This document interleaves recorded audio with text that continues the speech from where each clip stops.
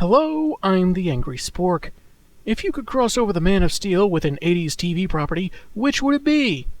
Yes, of course the obvious answer would be Eureka's Castle, but that meetup never happened, so instead I'm taking issue with Superman ThunderCats, where the Thunderian warriors track their enemies to the streets of Metropolis. Let's see if this comic makes us want to turn the page, or turn our heads.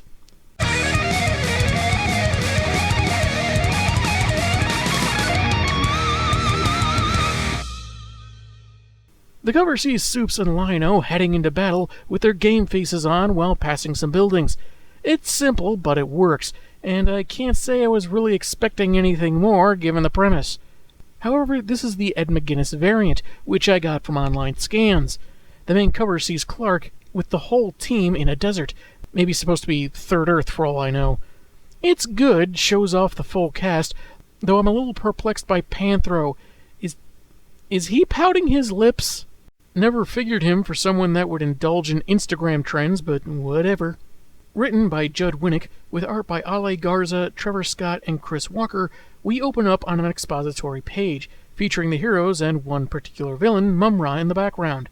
Narration sums up Supes' origin, you already know it, and how, similarly, the ThunderCats lost their homeworld as well, and the evil wizard mummy wants to kill them in order to get the Eye of Thundera held in the hilt of the Sword of Omens.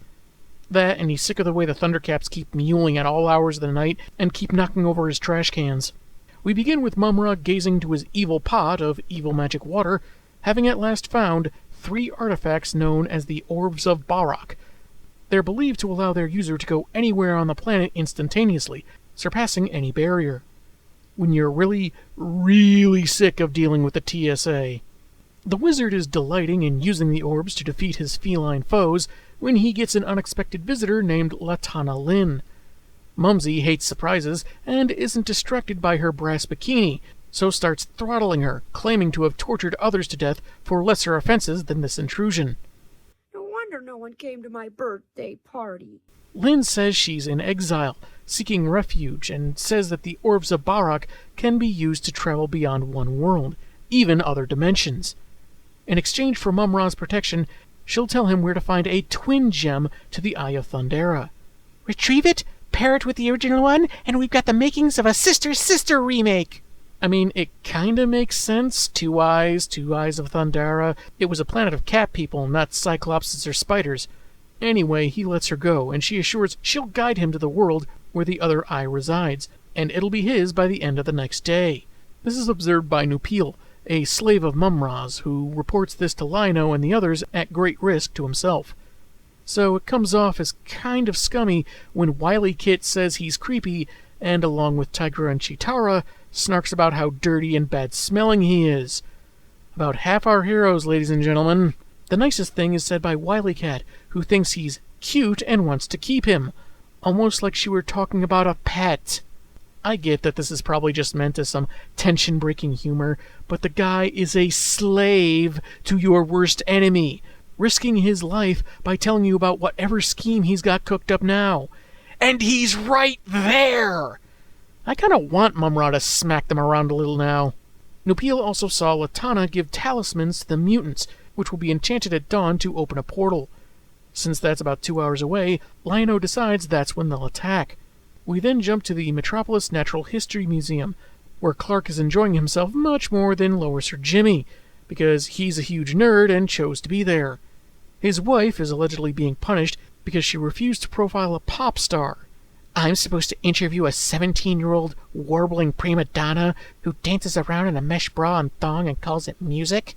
Hey, I'm critical of hypersexualization of celebrities too, but if you'd done the interview, maybe you'd find she isn't as vapid as you think and had insightful views on not only her career, but larger issues. But no, being presumptive and judgy works too, I guess.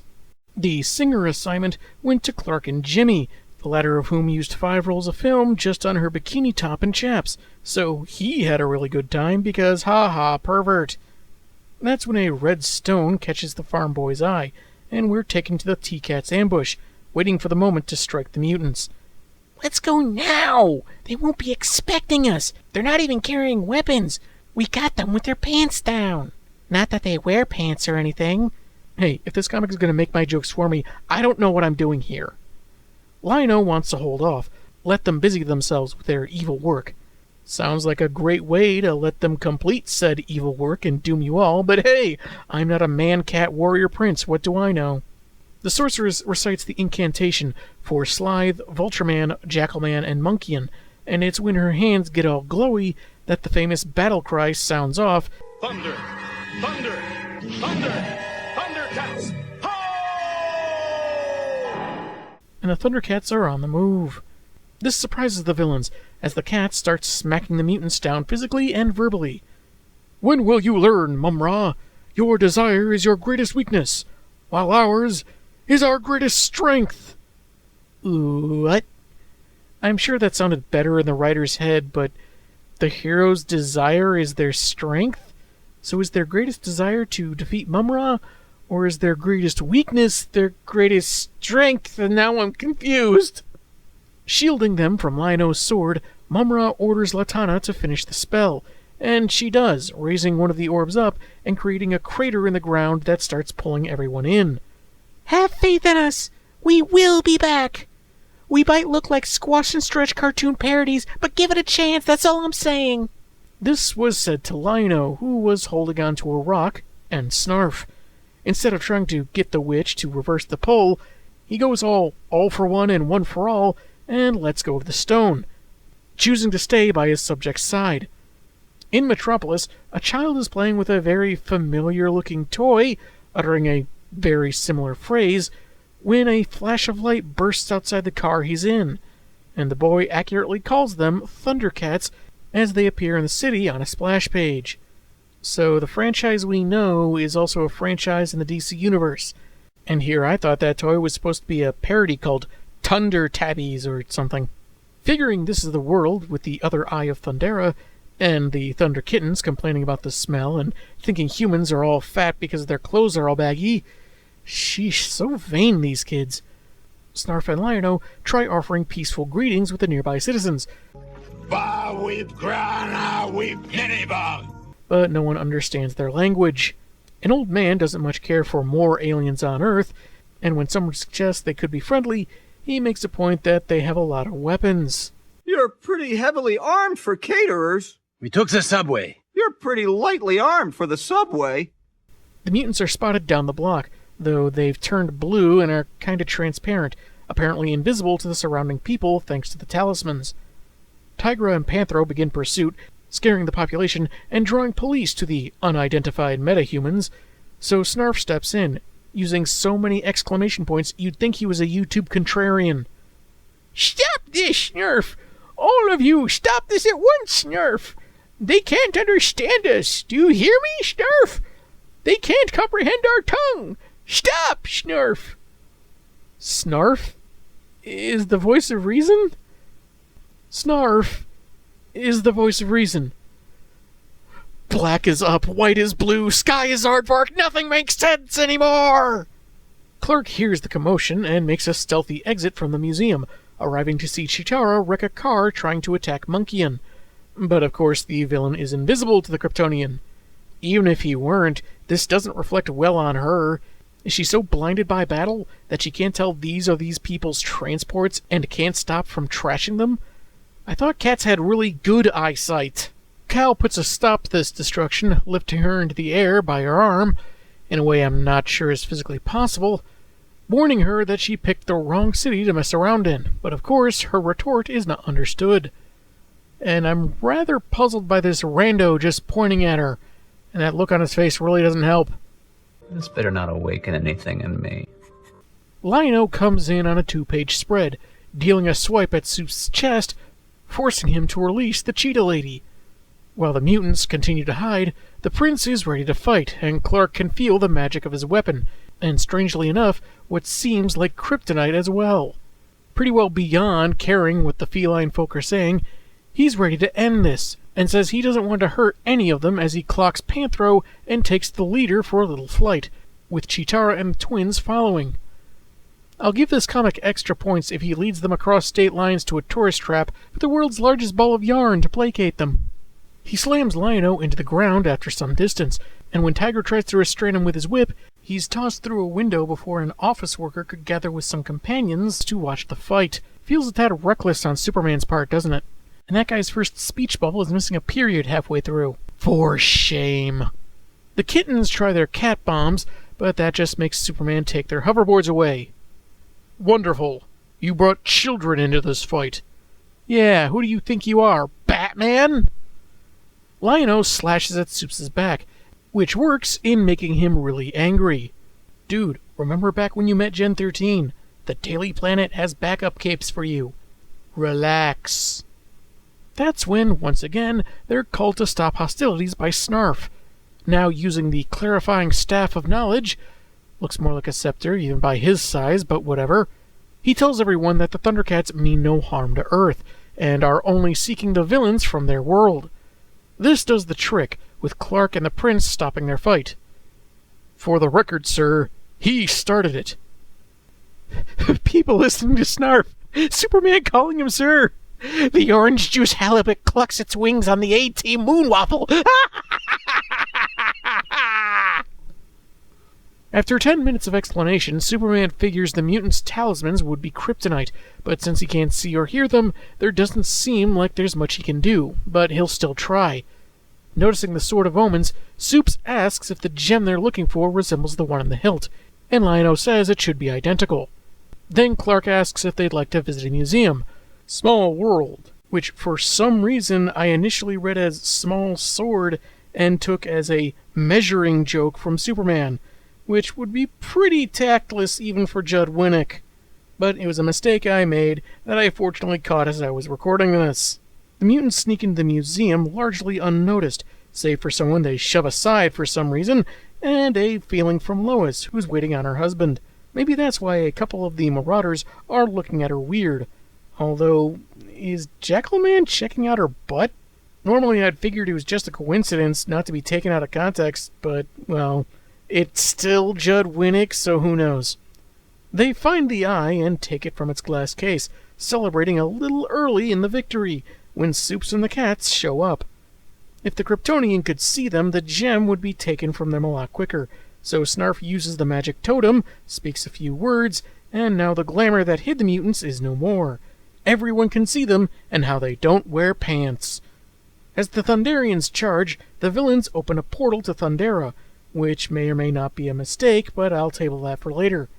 Before they can give the second eye to their master, they're relieved of their ugly jewelry, so it can't harm their big, fat, blue pajama-wearing ace in the hole. Really? More fashion criticism? And about Superman? His clothes are as form-fitting as the other cats, so where's this coming from? Cal stops them in their tracks and takes the eye back, cracking about something at the gift shop that wasn't for sale. How round these here Earth parts you admire artifacts from a distance, and there are no loansies. Man, does that feel wrong from Superman. This obstruction sets Mumm-Ra off, entering the portal and going all buff and ever-living, attacking the hero with his sword that Supes can tell is as magically enhanced as Lion-O's.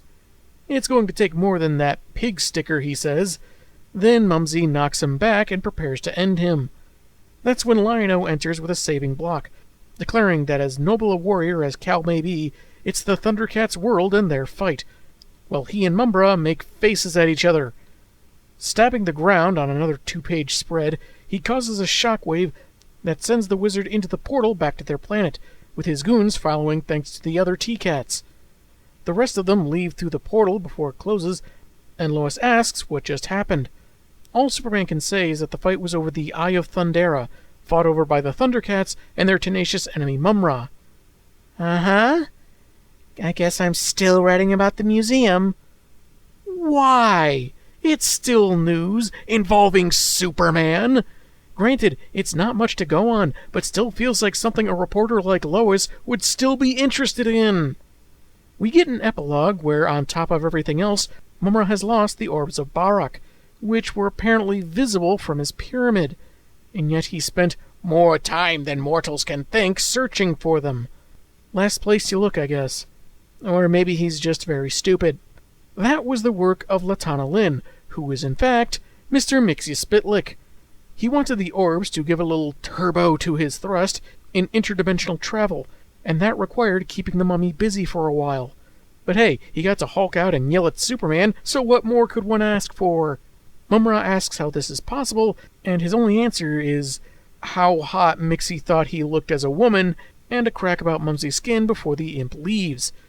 The enraged villain screams skyward, and we go to the Fortress of Solitude, where despite Lois's suggestions of taking the Eye of Thundera to Star Labs, the mystic Jason Blood, or a jewelry appraiser, nyuk nyuk nyuk, Clark thinks that items of unknown power should remain unknown, and it should be safe in his enormous vaults.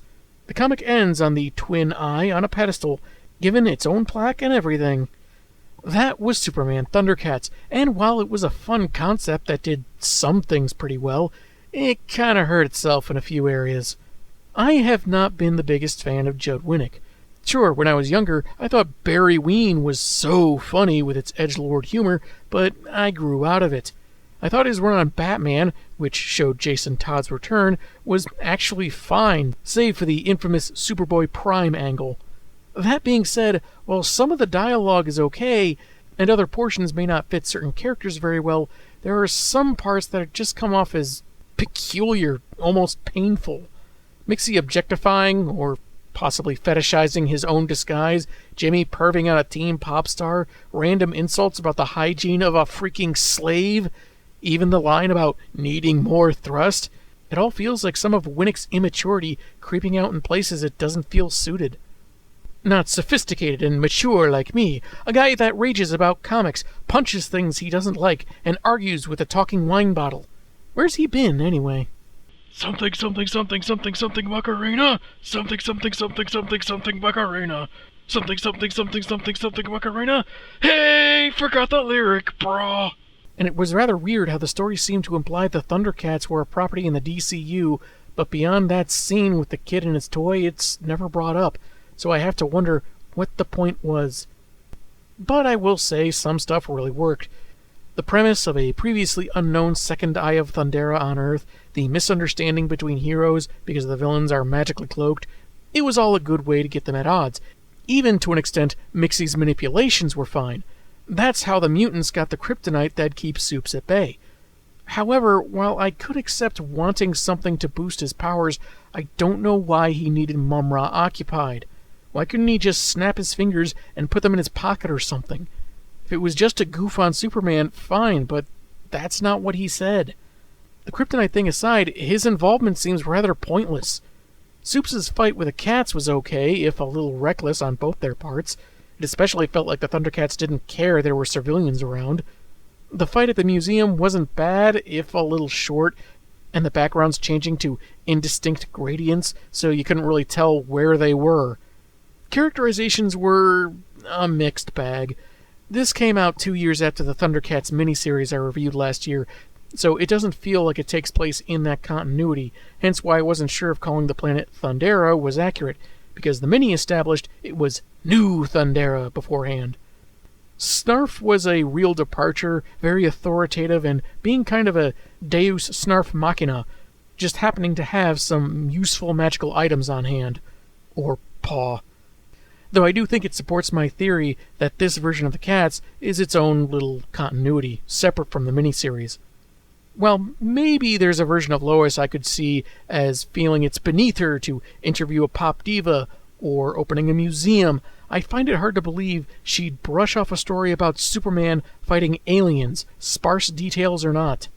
The Lois we know would gather as much info as she could, interview witnesses, and work that spell checker like a dog until she got 3 pages minimum.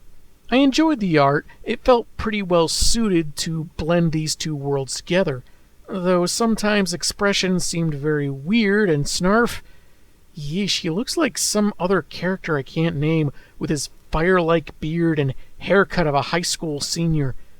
Then there's this choice of breaking up a couple of panels with a row of golden Superman symbols. I'm not saying it's bad, I'm just not sure why they did it. It's just kind of an odd choice. Kinda feels out of place, if I'm honest. You get a little extra art after the story, the 2 covers, a photo negative of the variant for some reason, and a pinup of Supes and Lino about to clash. Well, I don't think it's terrible. The writer's proclivities drag it down some, so I can't give it a strong recommendation. But if innuendo and cruelty are your thing, maybe you'll like it more than I did. I'm the Angry Spork, and man, have I got issues.